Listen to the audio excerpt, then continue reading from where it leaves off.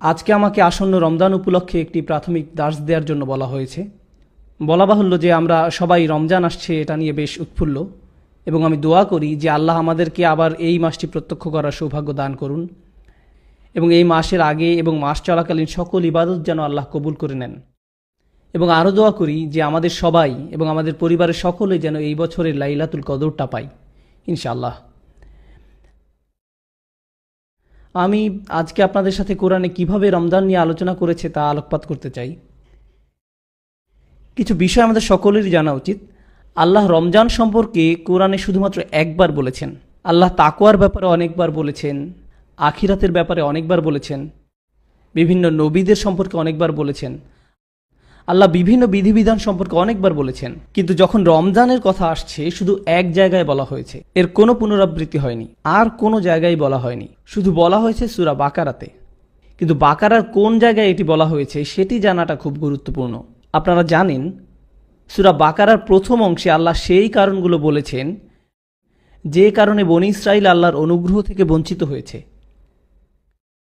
তাদের ভুলগুলো। আল্লাহ এগুলোর পুরো তালিকা দিয়েছেন সূরা বাকারাতে। সেই তালিকার শেষে গিয়ে আল্লাহ ইব্রাহিম আলাইসাল্লাম সম্পর্কে বলেছেন। কেন? কারণ ইব্রাহিম আলাইসাল্লাম হচ্ছেন আরব এবং ইয়াহুদিদের মাঝে যোগসূত্র। কেন তিনি এই দুটোর মাঝখানে সেতু? কারণ আরবরা হচ্ছে ইসমাইল আলাইসাল্লামের সন্তান, আর ইহুদিরা হচ্ছে ইসাক আলাইসাল্লামের সন্তান। তাদের মাঝের একমাত্র লিঙ্কটা হচ্ছে তাদের পূর্বপুরুষ ইব্রাহিম আলাইসাল্লাম। তাদেরকে ইব্রাহিম আলাইসাল্লামের কথা স্মরণ করিয়ে দেওয়া হচ্ছে, কারণ তারা বলেছে যে তারা শুধু এমন কোন নবীকেই মেনে নিবে যার পূর্বপুরুষ তাদেরও পূর্বপুরুষ, এবং তাদের পূর্বপুরুষ বলতে তারা শুধুমাত্র ইসাক আলাইসাল্লামকে বোঝাচ্ছে। আর আল্লাহ তাদেরকে মনে করিয়ে দিচ্ছেন যে কেন তোমরা ইসাক আলাইসাল্লামের সন্তানদের প্রতি এত পক্ষপাত দেখাচ্ছ, আর কেন ইব্রাহিম আলাইসাল্লামের সন্তানদের তোমরা গুরুত্বই দিচ্ছ না। কারণ ইব্রাহিম আলাইসাল্লাম ইসমাইল আলাইসাল্লামেরও বাবা, আর সেই বংশ ধরে আসছেন মুহাম্মদ রাসূলুল্লাহ সাল্লাল্লাহু আলাইহি ওয়াসাল্লাম। অর্থাৎ মূল ধারণাটি হচ্ছে আল্লাহর নির্বাচিত উম্মাহ হচ্ছেন ইব্রাহিম আলাইসাল্লামের সন্তানেরা, এবং সেই সূত্র ধরেই প্রথমে তারা ছিল ইসহাক আলাইসাল্লামের সন্তান, আর পরে তারা হলো ইসমাইল আলাইসাল্লামের সন্তানেরা। কিন্তু দিন শেষে তারা সবাইকে ইব্রাহিম আলাইসাল্লামের সন্তান, অর্থাৎ ওখানে কোনো পরিবর্তন হয়নি। এটা আসলে কোনো পরিবর্তনই নয়। তাই কেন তাদেরকে আর রিসালা দেয়া হবে না সেই কারণগুলো বলার পর তাদের কাছে ইব্রাহিম আলাইসাল্লামের উল্লেখ করা হচ্ছে। ইব্রাহিম আলাইসাল্লাম এবং ওনার সম্পর্কে যেই ঘটনাটি বলা হচ্ছে, وَإِذْ يَرْفَعُ إِبْرَاهِيمُ الْقَوَاعِدَ مِنَ الْبَيْتِ وَإِسْمَاعِيلُ رَبَّنَا تَقَبَّلْ مِنَّا إِنَّكَ أَنْتَ السَّمِيعُ الْعَلِيمُ। ইব্রাহিম আলাইহিস সালাম কাবা ঘরের ভিত্তি স্থাপন করলেন। সূরা বাকারার প্রথম অর্ধাংশে শেষে এসে এই সম্পর্কে একটু আভাস দিচ্ছেন। কেন এটি এত গুরুত্বপূর্ণ? এখানে আল্লাহ কাবা সম্পর্কে একটু আভাস দিচ্ছেন। এটা তৈরি হবার ইতিহাস। ইব্রাহিম আলাইহিস সালাম কাবা ঘরের ভিত্তি স্থাপন করলেন। এর কয়েক আয়াত পরে কি হয়েছে জানেন? আল্লাহ মুসলিমদেরকে নির্দেশ দিচ্ছেন তাদের আর মসজিদুল আকসার দিকে ফিরে নামাজ পড়ার দরকার নেই, তাদের মসজিদুল হারামের দিকে ফিরে নামাজ পড়তে হবে। কিন্তু কাবা ঘরের দিকে ফিরে নামাজ পড়তে হবে এ কথা বলার আগে তিনি বলেছেন ইব্রাহিম আলাইহিসসালাম হচ্ছেন সেই ব্যক্তি যিনি এটা বানিয়েছিলেন। কারণ ইয়াহুদি এবং আমরা মুসলিমরা ততদিন পর্যন্ত কোন দিকে ফিরে নামাজ পড়তাম? আল আকসা।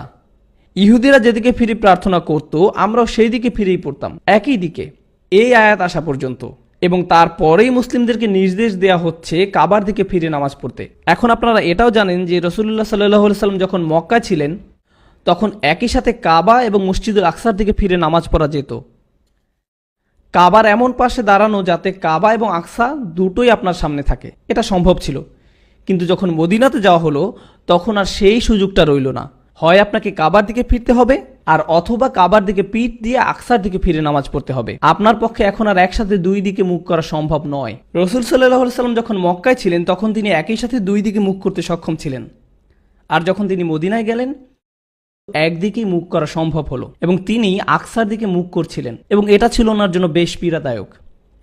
এই জিনিসটার উল্লেখ আল্লাহ কোরআনে করেছেন। যখন কোরআনে কিবলা পরিবর্তনের আয়াতটা আসলো, قد نرى تقلب وجهك في السماء فلنولينك قبلة ترضاها, নিশ্চয়ই আমি আকাশের দিকে তোমার মুখমণ্ডল উত্তোলন অবলোকন করেছি, তাই আমি তোমাকে ওই কিবলামুখী করাচ্ছি যা তুমি কামনা করছো। যাই হোক, আমি যেই পয়েন্টটা বলতে চাচ্ছি সেটা হলো একটা জাতির পরিচয় হয় তার রাজধানীর পরিচয়ে। আপনি যখন একটি জাতিতে পরিণত হবেন আপনার একটি রাজধানী থাকতে হবে, আর বিশেষত আপনি যদি একটি বড় জাতি হন আপনার একটা বিশেষ রাজধানী থাকতে হবে, আর রাজধানী হচ্ছে এর পরিচয়। ধরুন কোনো একটি দেশের একটি শহর বা একটি গ্রাম কোনো শত্রু বাহিনীর হাতে পতন হলো, সেটা কিন্তু তেমন বড় ব্যাপার না।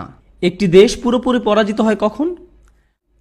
যখন কেউ তার রাজধানী দখল করে নেয়। আপনি যখন কারো রাজধানী দখল করে নেবেন তখন ওই দেশের আর অস্তিত্ব নেই।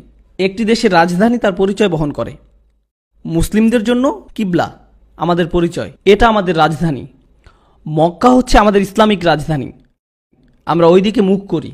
যখন আল্লাহ এই দিক পরিবর্তন করে দিচ্ছেন তখন তিনি আসলে আমাদের বাহ্যিক পরিচয়ের জিনিসটাই পরিবর্তন করে দিচ্ছেন। উনি আমাদের পরিচয় পরিবর্তন করে দিচ্ছেন।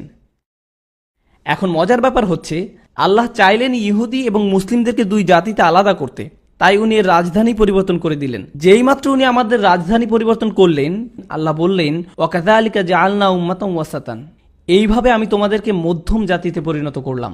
উনি আমাদেরকে একটি নতুন জাতি হিসাবে পরিচিত করালেন, কারণ এখন আমাদের নিজস্ব রাজধানী আছে।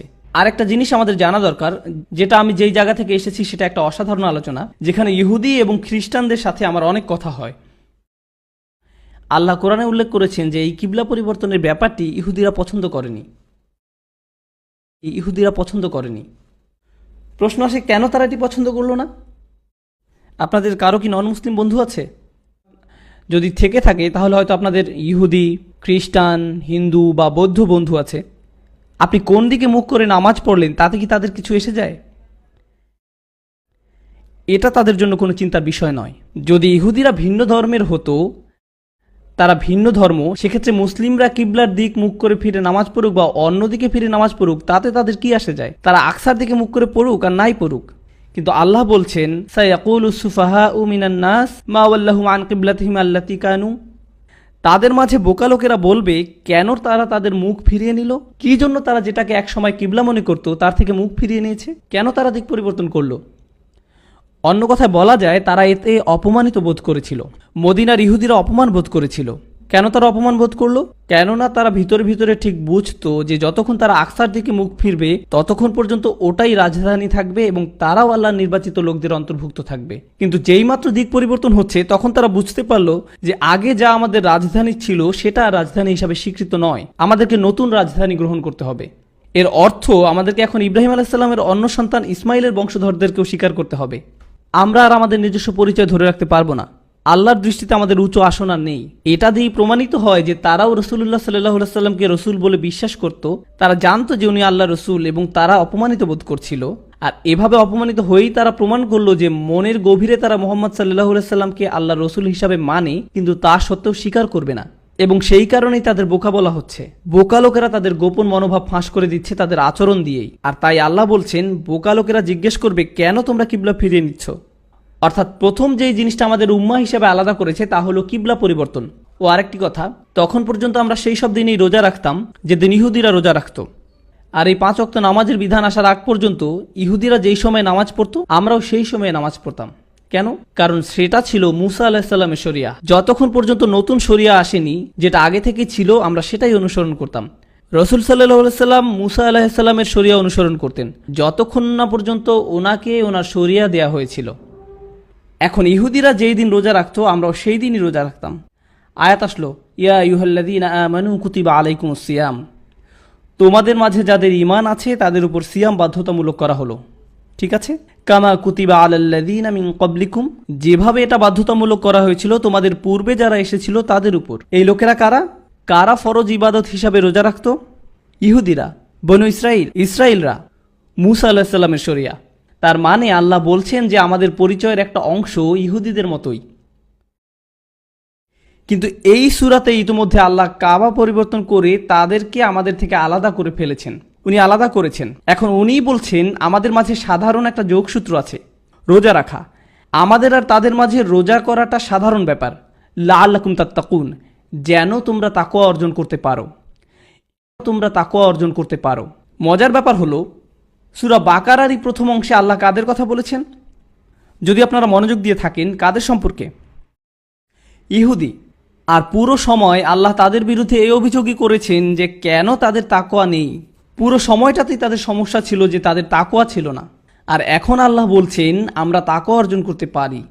আর এখন আল্লাহ বলছেন তোমাদেরকেও সেই একই জিনিস দেয়া হলো তাদের মতো, যেন আমরা তাকওয়া অর্জন করতে পারি। তো প্রথমে যে আলোচনাটা আমি আপনাদের সাথে করতে চাচ্ছিলাম তা হলো রোজা হচ্ছে এমন একটা জিনিস যা পূর্ববর্তী জাতিরও ছিল, আমাদেরও আছে। কিন্তু প্রশ্ন হলো, কেন আমরাও রোজা রাখি? যেন তাকওয়া অর্জন করতে পারি। তাকওয়াকে বেশিরভাগ সময়ই অনুবাদ করা হয় আল্লাহ ভীতি হিসাবে।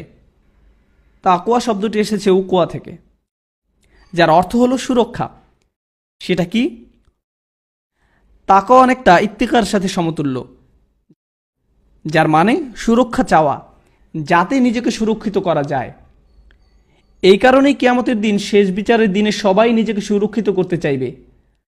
আল্লাহ বলছেন, ফাকাইফা তাত্তাকুনা ইন কাফারতুম ইয়াউমা ইয়াজআলুল উইলদানা শিবা। অতএব তোমরা কি রূপে আত্মরক্ষা করবে যদি তোমরা সেই দিনকে অস্বীকার করো, যেদিন বালককে করে দিবে বৃদ্ধ। তাই আল্লাহ তাত্তাকুন শব্দটি ব্যবহার করেছেন, যাতে আমরা নিজেকে সুরক্ষিত করতে পারি সেটা বোঝাতে। এটা হচ্ছে তাকওয়ার আসল অর্থ।